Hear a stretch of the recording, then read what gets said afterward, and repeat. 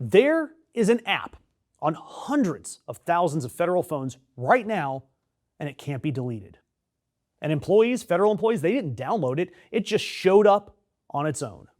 And the worst part is every single time anyone opens it, it transmits data back to its home base.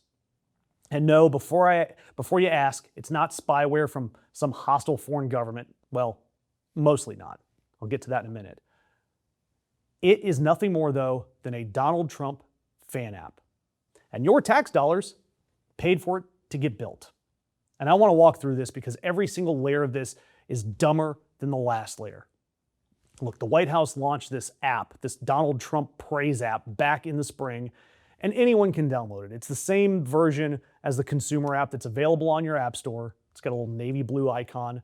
And if you open it up, it has a button where you can text President Trump, and it opens a pre-written text message to him. And this app, there's nothing special about it. It has no special security hardening, no government-grade building. It's just a regular old app. And then Donald Trump's people decided, you know what, not enough people are downloading it. So the federal chief information officer ordered agencies to push this thing out to every government-furnished phone in the executive branch. The FAA started auto-installing it on every single agency iPhone and iPad. The Department of Homeland Security got the same order, the State Department too. And employees were told in writing, hey, lucky you, you don't need to take any action.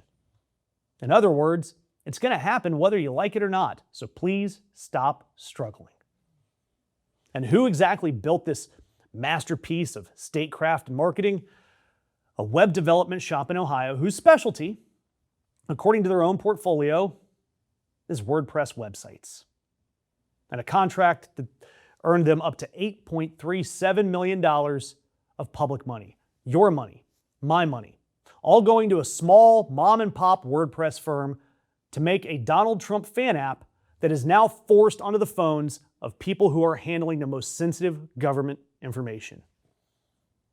But the story does get worse, because security researchers, they cracked this app open, and it loads code from third-party repositories, not the certified hardened stuff that government devices usually use, which means that outside code, if it gets compromised, which it's pretty easy to do, the bad code comes right out straight into these federal phones. And it reportedly leans on a software kit from a company, get this, that's founded in Russia. Because of course it does. And every time this app launches, it quietly ships out your IP address, your time zone, the model of device you're carrying, your carrier, the permanent device ID, the works. And it's not a secure app. There's even a tracking function buried in the app set to ping your location every few minutes. And there's code in it from a Russian firm. But there is good news. And the good news here, and I'm going to use it very loosely, is that code, that location code, it's not currently switched on. The bad news, however, is that it can be flipped on remotely from a server without any actual app updates and no warning to the user. So right now, that phone app isn't spying on you.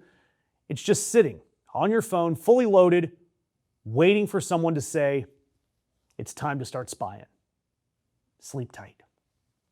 Oh, and by the way, there is the small matter of the law, because federal employees, they're generally not supposed to engage with overtly political or campaign-type materials on the clock. That's the Hatch Act. Yet now the government has installed campaign-flavored material, Trump fangirl material, directly onto their work phones and told them, you can't remove it. Like a bad virus, Donald Trump spreading throughout the country and now federal employees' phones. And that's why I'm going to ask you to subscribe, because we're not spying on you that you know of.